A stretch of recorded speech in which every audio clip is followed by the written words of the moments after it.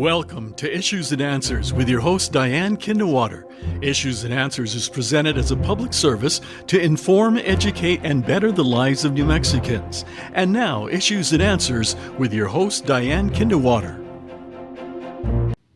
Welcome to the program. I'm Diane Kinderwater. Are these names familiar to you? Reader's Digest, Farmer's Almanac, Look, Time Life. Am I dating myself? Is this where you're getting your information, or have you gotten your information? I'm not even sure if the Reader's Digest is around anymore. But in the past generations, they looked for these publications. They got their daily information from these things. Of course, our newspapers, we remember we used to have a morning edition, an afternoon edition. Now, do we have really any editions? Well, where are people getting their news and their content? I'm still getting them from KCHF TV and other TV networks and the radio. But many people are getting them from the internet, from Facebook, from X, used to be, what was that? Instagram. And to receive information from these, we need to get people who can create content, and that's what we have on our program today. We're going to talk to Jackie Kido. She is a content creator. You're going, what is that? Well, we're going to find out all about what Jackie does and how some of the information you receive might just be coming from people like Jackie Kido and other influencers. So we're going to learn all about these things here on Issues and Answers. Stay with us. We'll be back right after this. Hey America, now there's a place where we can join our voice. Real America's Voice. Real America's Voice is coming to a town near you with a grassroots approach, bringing the real voice of America together. Real America's Voice is growing our family of networks across the country, and soon you could be part of that change. Download the Real America's Voice app and join other Americans just like you across the country, coming together for real. Okay, that was a mouthful. Content creator. You might even be a content creator. You don't even know it, but my guest today, Jackie Kido, knows she is one. Welcome to the program, Jackie Kido. Thank you for having me, Diane. So give us your definition of what is a content creator and why do we need them? Well, for content creation, everybody wants to share their stories, daily life, what they do. And I believe that in sharing your dailies on your social media channels, other people are able to share knowledge, experiences with others across the world that may not, have that opportunity, or even give them an opportunity of what they might want to do, or places to visit, things to see, just, opportunities that otherwise wouldn't be available. But you knew those names when I said Reader's Digest. Yes, I do know Look those. Magazine. We don't want to date people too much, but that's what people went to these publications for in the Right. past. Places to go, things to do. Yes. But they don't necessarily need those anymore. No, all they need is a camera and the internet. And they can just visit other countries, places, get to know people, meet people, just from being on social media.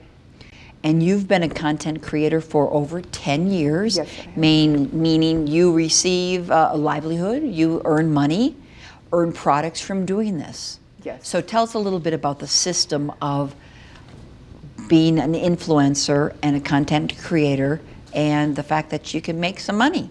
Well, I started with one brand, and a lot of people get scared that, they can't really do content because they don't have the right camera equipment or any equipment, period.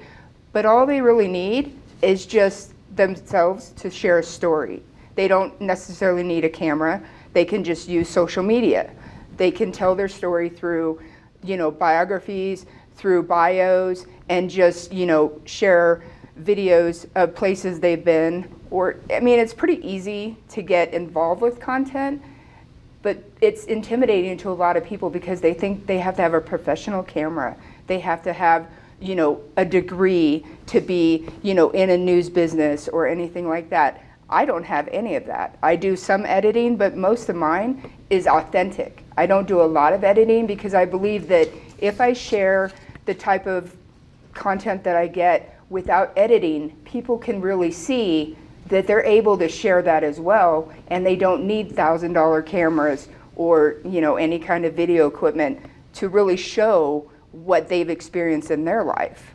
But you first start, and content, where does content go, Jackie? I do content on my social media channels with the brands that I'm involved with, and just with family and friends, anybody who wants to see it. Everybody says, oh, you should sell a lot of that.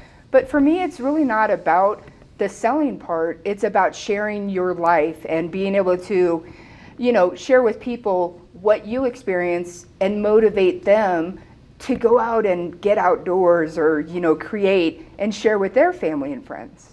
So you have your own channel, or you just do it on Facebook? I do have Facebook, Instagram, X. I don't have a YouTube channel currently, but I share with my brands. They share on their social channels, and then I share with family and friends. And you started with one brand. Yes. And now you're up to maybe 60. Tell us a little bit about that. How did you get even the one brand, and what brands can you share with us?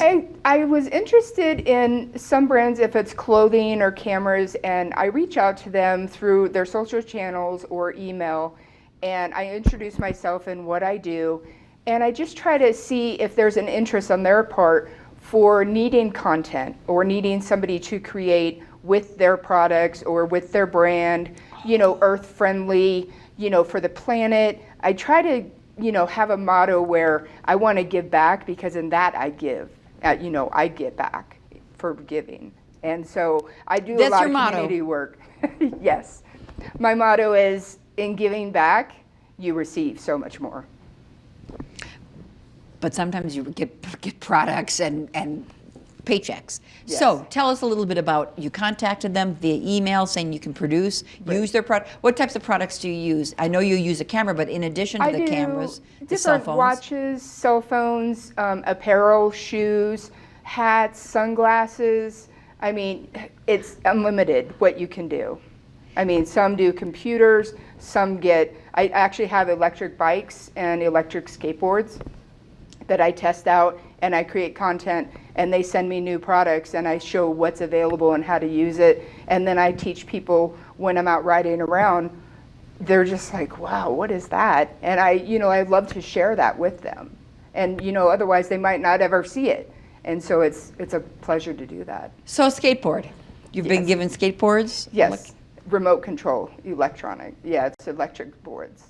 What is that? It's like a regular longboard, skateboard with 4 wheels, but you actually use a remote to control it for speed. So you don't use your foot to pedal, you use a remote. And then you show yourself riding on this? Yes. Creating content? Correct. And is there a difference between a content creator and an influencer? Some people say yes. A lot of people say that influencers, they can have, a certain amount of followers, but you don't necessarily have to have thousands or millions. I think that if you have a story to tell, you can influence people, because you're sharing your story so that they go out and they're motivated to do something different that they might not otherwise do. And you're so enthusiastic about all of this. I have a passion for what I do. You have a passion, yes. I know cell cameras are one thing that you represent, and you brought a couple with us. I did. And want to just open, I was amazed at what this camera can do. I'll show. It's called not a flip, it's a Samsung Z Fold 5. It folds. It folds. Want to show a couple pictures real quick that you take? Sure, let me get that for you. And this is new, and you use this all the time, even for this morning, just different pictures. Just hold it up. You're holding perfect. Zip it through it. Keep going. Keep going. Keep going. Please. So keep more. Yes. We got a lot of please. Yes. A lot of please with the same balloons. Okay. Yeah. Let me go. So you are a content creator at the Balloon Fiesta. Hold it up. Great. Keep going. And that's on the. I keep calling it a flip, but it's the fold. Fold. Yeah. But just, I was trying to, you can say where you can zoom in, so you can see different arrays of different ones. And while you do this, you have volunteered at the Balloon Fiesta as a navigator, as a photographer. Yes. You can keep. Okay. Do you have any of the glow type things? Find the Oh, glow? yes, I So do. you like to do behind the scenes there. It's just not the balloons because they have a lot of photographers who shoot the balloons, but you like to show the life kind of behind the scene, I the do. social. Oh, we'll just show that. Hold that. That was the Dawn Patrol. Right. Yeah. Oh, that's twinkling. I call it, keep going. Right. Twinkling in the We sky. Get some of the glow too. Get those as well. No, that's gorgeous. And these are just the gas where you can just see the different slow motion and how it picks up the clarity. Oh, it's all black. We need Oh, something else. sorry, there you go, slow motion. Yeah. So cameras have changed through the years as well. You keep showing us when you're telling us. They now have 1 terabyte. They can have 1 terabyte of memory. Right. It's amazing because it used to be 32 gig, maybe 64 gig, and now it's just unlimited amounts of space. You just put a card in there or you just have it automatically. The space is amazing. So you don't have to worry about running out of space or switching cards out. Wow.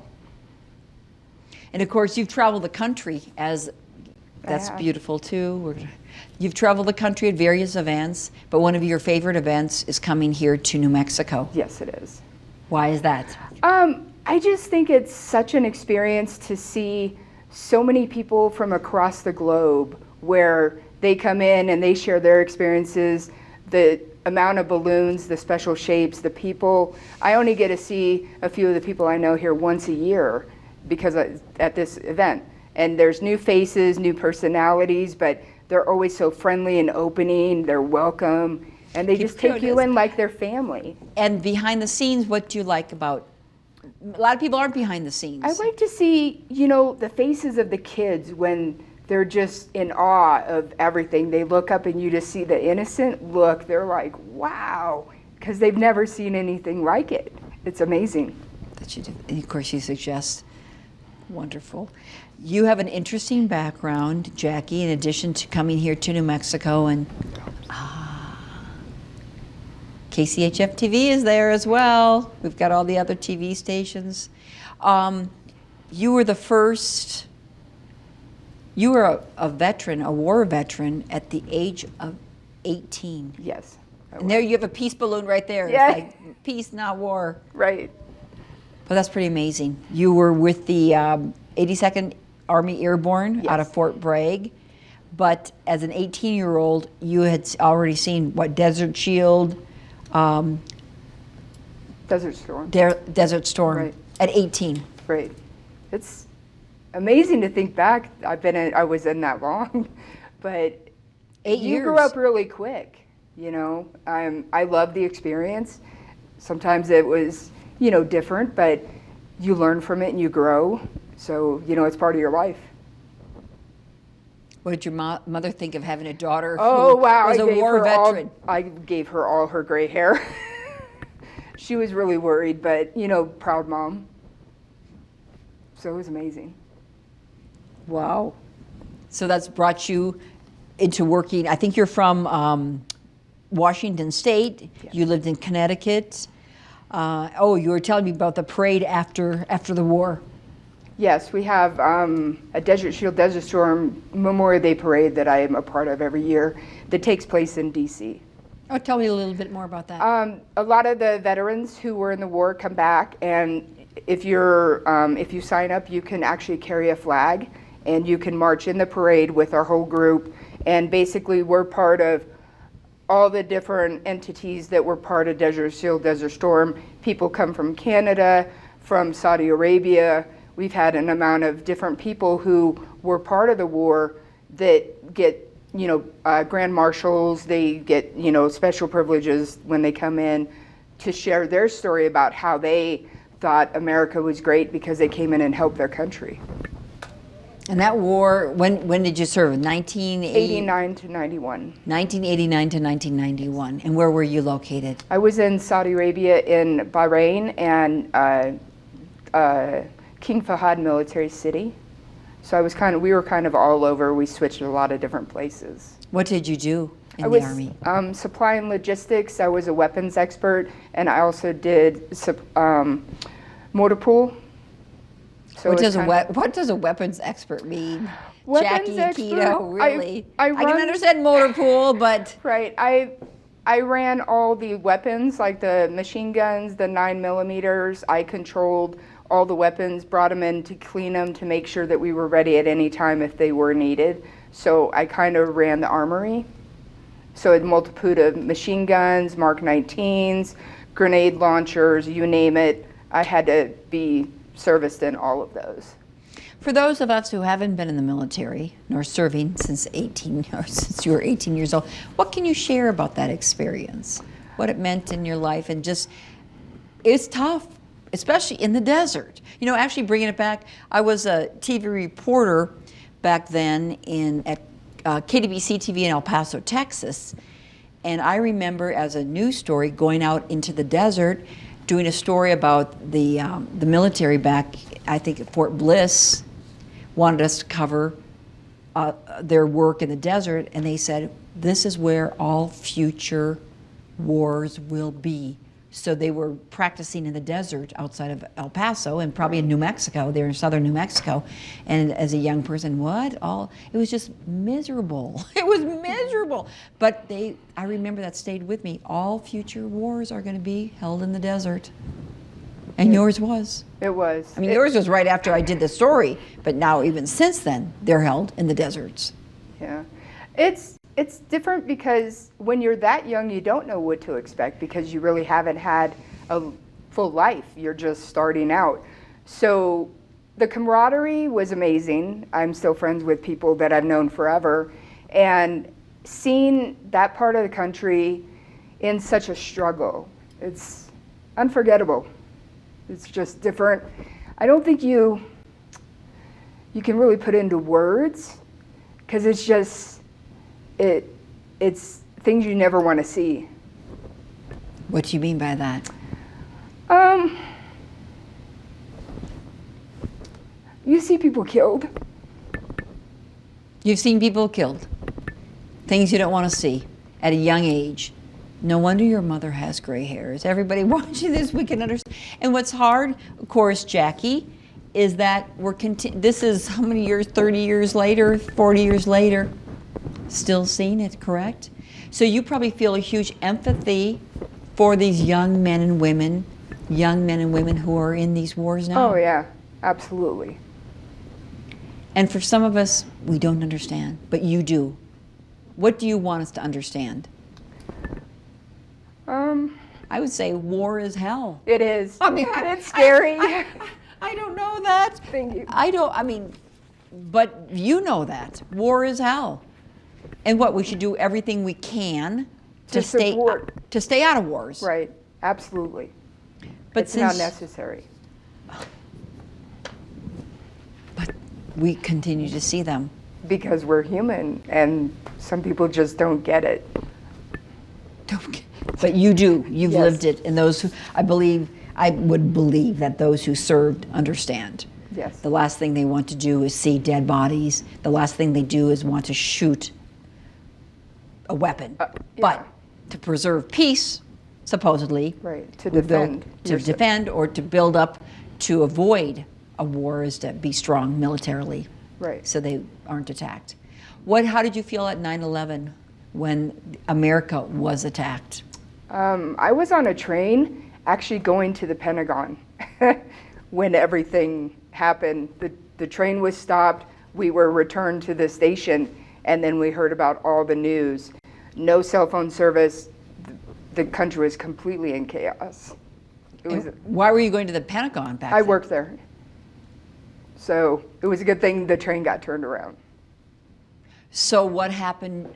Again, you were already an experienced war veteran working at the U.S. Pentagon in Washington, D.C. Yes, ma'am. 9/11, September 11th, that's 2001. Yes. It's just unbelievable that that could happen on American soil or anywhere. It's insane. How were the days after that for you, having been an employee at the Pentagon? And the Pentagon, of course, was attacked. It was, you go down there to support everybody who's doing the recovery, but you just in disbelief going to a place you used to work, trying to help in any way possible, you don't really know what to do because there's only so much you can do when something like that happens. What were the weeks and months after the attack of the Pentagon like? Supporting everybody, trying to keep morale. Yeah. Again, as a veteran, me as not a veteran, my father was a veteran, just to see America attacked. Right. Just unbelievable that any country to be attacked like that. Well, when it's so unnecessary. But it continues. I'm not allowed. I'm continuing after that. What else would you like to share? How did that military experience working at the Pentagon affect you and your work now as a content creator? I mean, you have such a passion for this. You have a passion for the work you did. Thank you for your service, of course, to our country, to me. Thank you. Thank you for that. I appreciate that. How does that affect all that life experience into what you're doing today, and the boom of electronics and the boom of 1 terabyte in your little phone? It's amazing how it's progressed so easily because we used to do the 110 cameras that were you just do the forward click and that was it, and it had to be developed, and now you can take a phone and zoom into the moon and see completely clear pictures. It's mind-blowing the amount of technology that's available, not even just in phones, but AI, everything in a whole. It's crazy. The military, I grew up really quick. You don't expect to be in that kind of situation, so you really do have to grow up to accept what you're seeing. Right. So you've been an old person for a long time. I have. I know. I mean, I'm only old in recent years, but boy, since 18, you've grown up. Yes. But you showed me the picture, if you can find it quickly, of the moon. So I was very impressed with the newest and latest and greatest, because you, as a content creator, influencer, you work for Samsung cameras. That's not Apple, it's Samsung. Yes. They give you products, and you use your products as you influence people, as you create content. But so I was impressed with the 1 terabyte. But for you, you're right to zoom into the moon This right here. with your little cell phone. With my little cell phone, I can blow it up zoom. even more. Oh. Well, what kind of specs? It has 100x. Oh, and the we'll zoom in cameras. one more time. I mean, zoom in. That's the face of the moon on You your can see the craters, you can see everything. And I've had people come next to me where I'm shooting, and how are you shooting the moon? And I'm like, it's the camera. Well, how many cameras do you have on that? This has 6. Oh, it's got 6 cameras? Yes. The lenses. Oh, 6 lenses. Yeah, so it all fuses some together, and then it allows it to give you the best possible shot. Blow up the moon again. You can see craters with your camera, not with your naked eye, of course, Right, of course. but with the camera. Because of the lenses. It's like a microphone. I mean, what is it called? Telescope? Yes, you can zoom in. It's amazing what they can do with little processors to allow you to do something Where does it like go that. from here? Where does it go from here? I can't Jackie even Kido? imagine. They seem to mind blow me every time. So honestly, I don't even know what's going to be next. It's kind of unknown, because the higher the megapixel, the clearer the picture is. And right now with this, I thought this was impossible, and then they did it. So I think they could pretty much do anything. You don't have to have, $1,000 equipment, fancy cameras. You can do everything right on your phone. Now, when you shoot for the Balloon Fiesta, what do you use? I use phones, and I also use a Sony mirrorless, and I use a 360 camera. So just an array of different cameras, because I want to get different perspectives. Yeah. What can you share with our viewers about your experience at the Balloon Fiesta? I would say if you ever get the opportunity, definitely come to Albuquerque, because it's unlike any other event around the world.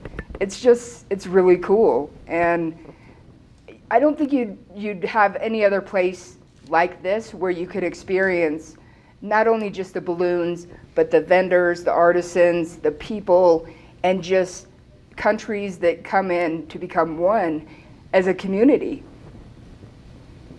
Have you seen some of the countries? Have you talked to people from other countries? I met a few people, the German pilots and the Gordon Yeah. Bennett, and a few of them from, I believe, Denmark. And I talked to a few pilots. I didn't really have a lot of time because they were super busy. Germany and I believe Finland and Sweden were there. And I just thought it was amazing that all the different countries came to be a part of it. What I think is interesting is that you live back in D.C., Yes. and we have it right here in our backyard. And so many New Mexicans say, oh, Balloon Fiesta, yeah, a they're lot of like, crowded oh. streets. But Right. It it's a missed opportunity. It really is. I mean, you have this right in your backyard. I don't know anybody who wouldn't want to be part of this, even if they live here. How could you have something so unforgettable and not want to be a part of it? And we can't forget about it, but if we were to, you have it on your 1 terabyte on your Sony cell phone. So I can share and remember all the memories. Great, fantastic. Other places across the country that you've covered? I've been to Finland, Iceland. I've been Germany when I was in the military. I've been to Saudi, but just all around the country, nationwide wise. So But one place you love to come in October, and you'll be here October 2024. I will. Every year, this is where I'll be. Thank you. Thank you. Jackie, thank you for all you've done, for sharing here on our program. You didn't expect that I'd be bringing such emotional things, but you lived it, and we can feel it because of you. So thank you for that, Thank you. for making us understand something that we possibly don't. Appreciate you, Jackie Kido, and have met you is a blessing to me.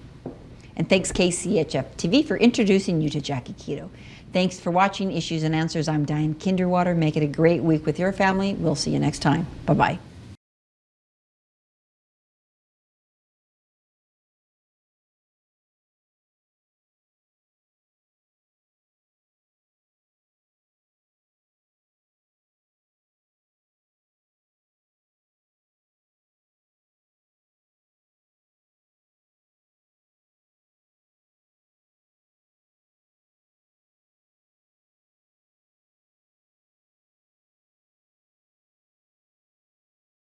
Issues and Answers with your host Diane Kinnewater is presented as a public service to inform, educate, and better the lives of New Mexicans. To comment on today's program or to purchase a copy of any Issues and Answers program, visit sunbroadcasting.org or call us at 505-345-1991.